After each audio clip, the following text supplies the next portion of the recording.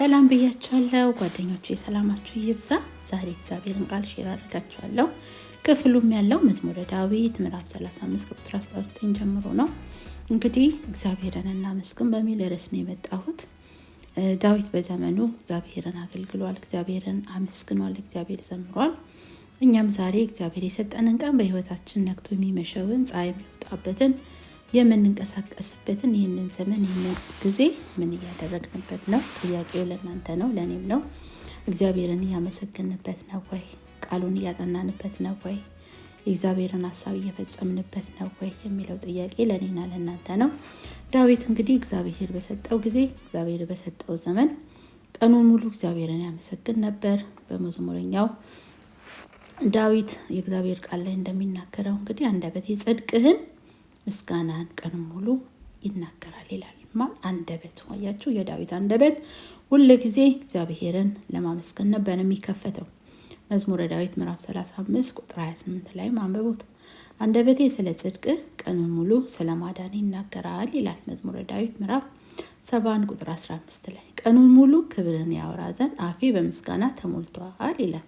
ደስ አይልም? ቀኑን ሙሉ እግዚአብሔርን ሲያወዳደስ፣ እግዚአብሔርን ሲያመሰግን ነበር የሚውለው ዳዊት።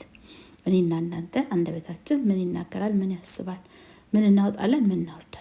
ነገር ግን ዛሬ እግዚአብሔርን የምናመሰግንበት ይሁን አንደበታችን። እግዚአብሔር ይመስገን፣ የሚራገም ሳይሆን ሌላውን የሚያቆስል ሳይሆን እግዚአብሔርን ብቻ የሚያመሰግን፣ ለእግዚአብሔር ምስጋናን ለፈጠረ ለእግዚአብሔር የሚያቀርብ። ደስ አይልም? ሃሌሉያ። ቀኑን ሙሉ ተስፋ አድርጌያለሁ ይላል ቁጥር 97 ምዕራፍ 119 ላይ ቁጥር 97 ላይ ኢየሱስ ጌታ ነው። ቀኑን ሙሉ ቃሉን በማሰላሰል የእሱን ምስጋና ስናወራ ተስፋችንንም ኃይላችንንም ለእግዚአብሔር በመስጠት ነፍሳችንን ለእግዚአብሔር በማስገዛት እግዚአብሔር እንድናስደስተው እግዚአብሔር ይርዳን። በተስፋ ደስ ይበላችሁ ተብሎ እንደተጻፈ አሜን።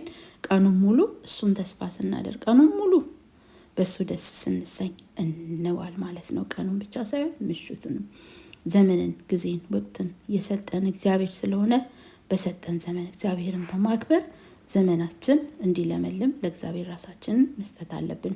ቀኑን ሙሉ አንተን ተስፋ አድርጌያለሁ።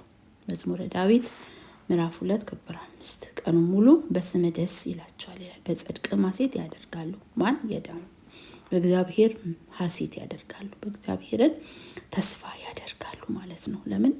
እግዚአብሔር የሚታመን አምላክ ስለሆነ፣ እግዚአብሔር አለት ስለሆነ፣ ጽኑ ስለሆነ፣ እንደ እግዚአብሔር ያለ ለእኔና ለእናንተ የለም። ስንጸልይም አባቶች ቀኑን ሙሉ ቃልን በማንሰላሰል ምስጋናን በማውራት አንተን ተስፋ በማድረግ የሚገኘውን ደስታ እንድካፈል አለማምደኝ ብለን ሁልጊዜ መጸለይ ያለብን ማለት ነው። እና በምንወጣው በምንወርደው መንገድ ላይ ሁሌ ማጉረምረም ሳይሆን ምድር ላይ እግዚአብሔር ልጁን ለኛ የላከልን ስንኖር ተመችቶን ብቻ እንድንኖር ሳይሆን እሱን እያከበረን እንድንኖር ነውና የጽድቅ ኑሮ እየኖርን እግዚአብሔርን በምስጋና በፊቱ እንቅረብ እያልኩኝ የዕለት ፕሮግራም አጠናቀቅኩኝ። ሰላም ቆዩኝ ባይ